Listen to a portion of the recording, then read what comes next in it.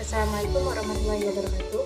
Perkenalkan, saya Ria Alvita dengan NIM 228201165. Di sini saya akan menjelaskan materi nutraseutikal untuk memenuhi tugas mata kuliah dengan Bapak Hari Ade Saputra MSc. Nutraseutika adalah jenis makanan yang memiliki manfaat untuk kesehatan secara medis, termasuk pencegahan dan pengobatan penyakit. Para peneliti menemukan ratusan senyawa yang memiliki fungsi kesehatan bagi tubuh sebagai temuan baru di bidang fitokimia atau zat kimia tanaman dan nutritif yang memiliki khasiat perlindungan atau khasiat pencegah penyakit di dalam makanan. Nutraseutika di era postgenomik. Terdapat 3 faktor yang akan mempengaruhi kerja nutraseutika dalam tubuh. Variabilitas dosis yang dikonsumsi dalam makanan akibat faktor-faktor jenis kelamin, usia, lingkungan, dan lain-lain. Interaksi antara reseptor ligan merupakan landasan utama dalam nutraseutikal. Makanan mengandung banyak zat yang dapat mengingat reseptor, di antaranya asam eukasopentanoid yang terkandung dalam ikan, theoflavin yang terkandung dalam teh untuk anti-apoptosis BC12, kurkumin dan asam oksilat menjadi jalur apoptosis dalam sel tumor. Nutrien yang paling banyak dikenal mengandung antioksidan dan vitamin, contohnya seperti vitamin E mencegah penyakit Parkinson, dan vitamin C mengandung antioksidan dapat menembus penghambat darah otak. Begitupun kombinasi vitamin E, C, dan beta karoten untuk menurunkan oksidasi lipoprotein. Fitokimia merupakan bahan kimia kompleks terutama pada buah-buahan dan sayur. Fitokimia dengan khasiat antioksidan.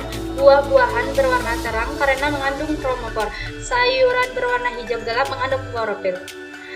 Karotenoid. Separuh dari 50 karotenoid diserap ke aliran darah. Karoten dapat melindungi darah kanker hati dan paru-paru.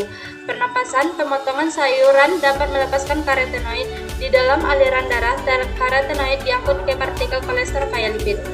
B-karoten dapat diubah menjadi vitamin A yang merupakan suatu antioksidan yang melindungi darah dari radikal bebas. A-karoten senyawa di dalam buah-buahan dan sayuran berwarna. Yang selanjutnya itu likopen. Manusia tidak dapat membuat likopen, jadi harus mengonsumsi buah-buahan. Likopen memiliki kemampuan mengikat oksigen bebas, mengatur komunikasi gap-junction antar sel. Selanjutnya yaitu lutein dan zeaxanthin. Lutein adalah suatu xanthofil dan satu dari 600 karotenoid di dalam sayur berdaun hijau sebagai nutrisi mata. Zeaxanthin merupakan salah satu karotenoid alkohol yang paling sering ditemukan di alam untuk melawan radikal bebas. Karotenoid astaxanthin. Astaxanthin tidak diubah menjadi vitamin A di tubuh, melainkan untuk membantu mengatasi penyakit degenerasi manula, nyeri otot, rheumatoid arthritis. Antioksidan merupakan senyawa yang dapat mencegah kerusakan oleh radikal bebas. Antioksidan dalam makanan berupa molekul tambahan seperti zinc dan vitamin. Antioksidan ditemukan di dalam minyak sayur. Selanjutnya itu jenis-jenis produk bahan alam yang digunakan sebagai nutraseutikal. Yang pertama yaitu produk bahan alam yang distandarisasi dengan kemampuan dan marker yang telah diketahui.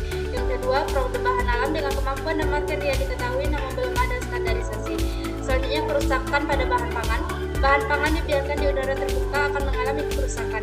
Faktor yang mempengaruhi kerusakan adalah jenis bahan pangan dan kondisi lingkungan. Tanda-tanda kerusakannya yaitu yang pertama, tekstur dari keras menjadi lunak, contohnya kentang. Yang kedua, tekstur dari lunak menjadi keras, contohnya tepung. Yang ketiga, tekstur dari kental menjadi encer, contohnya telur. Yang keempat, rasa menyimpang, contohnya sirup menjadi asam. Yang kelima, aroma menyimpang, contohnya telur menjadi busuk. Yang keenam, penampakan secara visual menyimpang, contohnya jamur pada roti. Selanjutnya yaitu klasifikasi bahan pangan dikelompokkan menjadi 3 berdasarkan laju kerusakannya. Yang pertama yaitu bahan pangan mudah rusak, contohnya susu, ikan, telur. Yang kedua, bahan pangan agak mudah rusak, contohnya sayur dan buah-buahan. Yang ketiga, bahan pangan tidak mudah rusak, contohnya sereal dan kacang-kacangan. Bahan pangan dapat mengalami kerusakan karena pertumbuhan mikroba, aktivitas enzim, aktivitas serangga atau parasit, kondisi air dalam bahan pangan, suhu udara, sinar, dan waktu penyimpanan. Jenis kerusakan diantaranya itu kerusakan mikrobiologis, mekanis, fisik, kimia, dan biologis. Selanjutnya itu cara mencegah kerusakan bahan pangan. Yang pertama itu pengawatan suhu tinggi. Penggunaan suhu tinggi merupakan metode pengawetan makanan yang efektif untuk mencegah kerusakan karena dapat membunuh mikroorganisme patogen dan menginaktifkan enzim yang menyebabkan kerusakan. Beberapa metode pengawetan dengan suhu tinggi meliputi pasteurisasi, pengalengan atau canning, dan freezer atau blanching. Yang kedua, pengawetan kimia digunakan untuk mencegah kerusakan bahan pangan dengan menghambat pertumbuhan mikroorganisme seperti bakteri dan jamur, serta mencegah oksidasi. Beberapa contoh pengawetan kimia yang umum digunakan antara lain asam benzoat, asam sitrat, dan nitrit. Yang ketiga, pengeringan adalah metode pengawetan bahan pangan yang efektif untuk mencegah kerusakan dengan cara mengurangi kadar air.